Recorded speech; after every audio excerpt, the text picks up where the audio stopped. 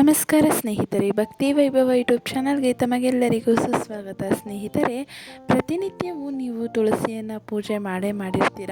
ಹೌದು, ಪ್ರತಿ ಮನೆಯಲ್ಲೂ ಕೂಡ ತುಳಸಿ ಗಿಡ ಇದ್ದೇ ಇರುತ್ತೆ. ಅದನ್ನು ಲಕ್ಷ್ಮಿಯ ಸ್ವರೂಪವಾಗಿ ಪೂಜೆಯನ್ನು ಮಾಡ್ತಾ ಇರ್ತೀರ.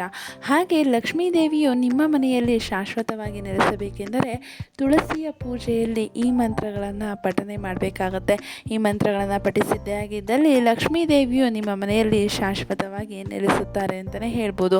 ಹಾಗಿದ್ರೆ ಯಾವ ಮಂತ್ರವನ್ನು ಪಠನೆ ಮಾಡಬೇಕು ಅಂತ ವಿಡಿಯೋ ಮೂಲಕ ತಿಳ್ಕೊಳ್ಳೋದಕ್ಕಿಂತ ಮುಂಚೆ ದಯವಿಟ್ಟು ಚಾನಲನ್ನು ಸಬ್ಸ್ಕ್ರೈಬ್ ಮಾಡ್ಕೊಳ್ಳಿ. ವಿಡಿಯೋ ಇಷ್ಟ ಆಯಿತು ಅಂದರೆ ವಿಡಿಯೋಗೆ ಲೈಕ್ ಮಾಡಿ, ಶೇರ್ ಮಾಡಿ, ಕಮೆಂಟ್ ಬಾಕ್ಸ್ನಲ್ಲಿ ಓಂ ಶ್ರೀ ಮಹಾಲಕ್ಷ್ಮಿಯೇ ನಮಃ ಎಂದು ಕಮೆಂಟ್ ಮಾಡಿ.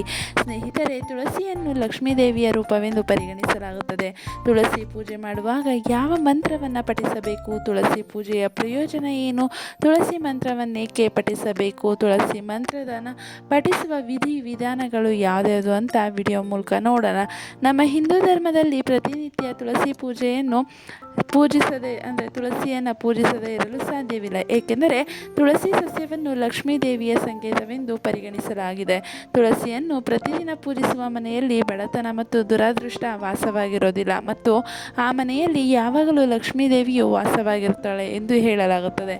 ಹಾಗೆ ಬಂದು ಲಕ್ಷ್ಮೀ ದೇವಿಯ ಪೂಜೆ ಮಾಡಬೇಕಾದ್ರೆ ನಾವು ತುಳಸಿಯನ್ನು ಏಕೆ ಪೂಜೆ ಮಾಡಬೇಕು ಅಂತ ನೋಡೋದಾದರೆ, ತುಳಸಿಯನ್ನು ಪೂಜಿಸೋದ್ರಿಂದ ಮೋಕ್ಷ ಮತ್ತು ಪಾಪಗಳ ನಾಶಕ್ಕೂ ಕಾರಣವಾಗುತ್ತದೆ.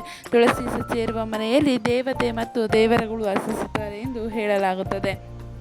ಹಾಗೆ ಬಂದು ತುಳಸಿಯ ಮನೆಯ ಋಣಾತ್ಮಕ ಶಕ್ತಿಯನ್ನು ದೂರಾಗಿಸುತ್ತದೆ ಹಾಗೂ ಆ ಮನೆಯಲ್ಲಿ ಕೇವಲ ಸಕಾರಾತ್ಮಕ ಶಕ್ತಿಗಳು ನೆಲೆಯಾಗುತ್ತದೆ ಅಂತಲೇ ಹೇಳ್ಬೋದು. ಪೌರಾಣಿಕ ನಂಬಿಕೆಗಳ ಪ್ರಕಾರ ತುಳಸಿಯನ್ನು ಪ್ರತಿದಿನ ಪೂಜಿಸುವುದರಿಂದ ಸಂಪತ್ತು, ಸಮೃದ್ಧಿ, ಸಂತೋಷ ಮತ್ತು ಹಣ ಇರುತ್ತದೆ ಮತ್ತು ಲಕ್ಷ್ಮೀ ದೇವಿಯು ಆ ಮನೆಯಲ್ಲಿ ಎಂದಿಗೂ ಸಂತೋಷದಿಂದ ಇರುತ್ತಾಳೆ ಎಂದು ಹೇಳಲಾಗುತ್ತದೆ. ನಂತರ ಪದ್ಮಪುರಾಣದ ಪ್ರಕಾರ ತುಳಸಿ ಸಸ್ಯ ಇರುವ ಮನೆಗಳಲ್ಲಿ ಬ್ರಹ್ಮ, ವಿಷ್ಣು, ಮಹೇಶ್ವರ ಎಂದರೆ ತ್ರಿದೇವರು ವಾಸಿಸುತ್ತಾರೆ ಮತ್ತು ತುಳಸಿಯನ್ನು ಪೂಜಿಸುವುದು ಸಹ ಮಹಾಶಕ್ತಿಗಳ ನಾಶ ಮಾಡುತ್ತದೆ ಮತ್ತು ಕತ್ತಲೆಯನ್ನು ದೂರಾಗಿಸಿ ಬೆಳಕನ್ನು ಚೆಲ್ಲುವ ಶಕ್ತಿಯನ್ನು ಹೊಂದಿರುತ್ತೆ ಅಂತಲೇ ಹೇಳ್ತಿದ್ದಾರೆ. ನಿಮ್ಮ ಮನೆಯಲ್ಲಿ ಪದೇ ಪದೇ ತೊಂದರೆಗಳು ಎದುರಾಗುತ್ತಿದ್ದರೆ ಅಥವಾ ಬಡತನ ಮುಂದುವರಿದರೆ ಅಥವಾ ನಿಮ್ಮ ಮನೆಯಲ್ಲಿ ಹಣಕ್ಕೆ ಸಂಬಂಧಿಸಿದ ಸಮಸ್ಯೆಗಳಿದ್ದರೆ ಅಥವಾ ನಿಮ್ಮ ಜೀವನದಲ್ಲಿ ಒಂದು ರೀತಿಯ ಸಮಸ್ಯೆ ಇದ್ದರೆ ನೀವು ತುಳಸಿಯ ವಿಶೇಷ ಮಂತ್ರವನ್ನು ಜಪಿಸಬೇಕು. ಆ ಮಂತ್ರ ಯಾವುದೆಂದು ನೋಡೋದಾದರೆ, ಮಹಾಪ್ರಸಾದ ಜನನಿ ಸರ್ವ ಸೌಭಾಗ್ಯವರ್ಧಿನಿ ಆದಿವ್ಯಾಧಿ ಹರ ನಿತ್ಯಂ ತುಳಸಿ ತ್ವಂ ನಮೋಸ್ತುತೆ. ಈ ಒಂದು ಮಂತ್ರವನ್ನು ಹೇಳಿ ನೀವು ಪೂಜೆ ಮಾಡಿದ್ದೇ ಆಗಿದ್ದಲ್ಲಿ ತುಳಸಿ ದೇವಿ ಲಕ್ಷ್ಮೀ ದೇವಿಯು ನಿಮ್ಮ ಮನೆಯಲ್ಲಿ ಶಾಶ್ವತವಾಗಿ ನೆಲೆಗೊಳ್ತಾರೆ ಅಂತಲೇ ಹೇಳ್ಬೋದು. ತುಳಸಿಯ ಪೂಜೆಯ ಸಮಯದಲ್ಲಿ ನೀವು ಈ ಮಂತ್ರವನ್ನು ಜಪಿಸಿದರೆ ಕೆಲವೇ ದಿನಗಳಲ್ಲಿ ನಿಮ್ಮ ಎಲ್ಲ ತೊಂದರೆಗಳು ನಿವಾರಣೆಯಾಗುತ್ತವೆ ಮತ್ತು ತಾಯಿ ಲಕ್ಷ್ಮಿ ನಿಮ್ಮ ಮನೆಯಲ್ಲಿ ಶಾಶ್ವತವಾಗಿ ನೆಲೆಯಾಗುತ್ತಾಳೆ. ಅದೇ ಸಮಯದಲ್ಲಿ ಮನೆಯಲ್ಲಿ ಸಮೃದ್ಧಿಯ ವಾತಾವರಣವು ಇರುತ್ತದೆ. ಮನೆಯಲ್ಲಿ ಎಂದಿಗೂ ದುಃಖ ಮತ್ತು ಬಡತನ ಬರುವುದಿಲ್ಲ ಅಂತಲೇ ಹೇಳ್ತಿದ್ದಾರೆ. ನಂತರ ತುಳಸಿ ಮಂತ್ರವನ್ನು ಬಳಸುವ ವಿಧಾನ ನೋಡೋದಾದರೆ, ಮಂತ್ರ ಪಠಣಕ್ಕಾಗಿ ನಿಮ್ಮ ಇಷ್ಟ ದೇವರನ್ನು ಪ್ರತಿದಿನವೂ ಪೂಜಿಸಿ. ಇದರ ನಂತರ ಮೊದಲು ತುಳಸಿಯ ಬಳಿ ಹೋಗಿ ತುಳಸಿ ದೇವಿಗೆ ನಮಸ್ಕರಿಸಿ. ಅದರ ನಂತರ ತುಳಸಿ ದೇವಿಗೆ ಶುದ್ಧ ನೀರನ್ನು ಅರ್ಪಿಸಿ. ತುಳಸಿ ದೇವಿಗೆ ಸಿಂಧೂರ ಮತ್ತು ಅರಿಶಿನವನ್ನು ಕೂಡ ಅರ್ಪಣೆ ಮಾಡಬೇಕಾಗತ್ತೆ. ನಂತರ ತುಳಸಿಯ ಬಳಿ ತುಪ್ಪದ ದೀಪವನ್ನು ಬೆಳಗಿಸಿ ಧೂಪದ್ರವ್ಯಗಳನ್ನು ಹಚ್ಚಿಸಬೇಕಾಗತ್ತೆ.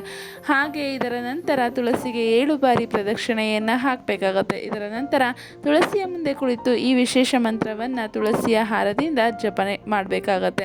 ತುಳಸಿ ಮಂತ್ರವನ್ನು ಜಪಿಸುವುದ ನಂತರ ನಿಮ್ಮ ಎಲ್ಲ ಆಸೆಗಳನ್ನು ಈಡೇರಿಸುವಂತೆ ತುಳಸಿಯ ಬಳಿ ಕೇಳಿಕೊಳ್ಳಿ. ಇದನ್ನು ಮಾಡುವುದರಿಂದ ನಿಮ್ಮ ಆಸೆ ನೇರವಾಗಿ ದೇವರನ್ನು ತಲುಪುತ್ತೆ ಮತ್ತು ದೇವರು ನಿಮ್ಮ ಆಸೆಯನ್ನು ಶೀಘ್ರದಲ್ಲೇ ಪೂರೈಸುತ್ತಾನೆ ಅಂತಲೇ ಹೇಳ್ತಿದ್ದಾರೆ. ತುಳಸಿ ಪೂಜೆಯನ್ನು ಮಾಡುವಾಗ ಈ ಮಂತ್ರವನ್ನು ಪಠಿಸುವುದರ ಮೂಲಕ ಪೂಜೆಯನ್ನು ಮಾಡಿ.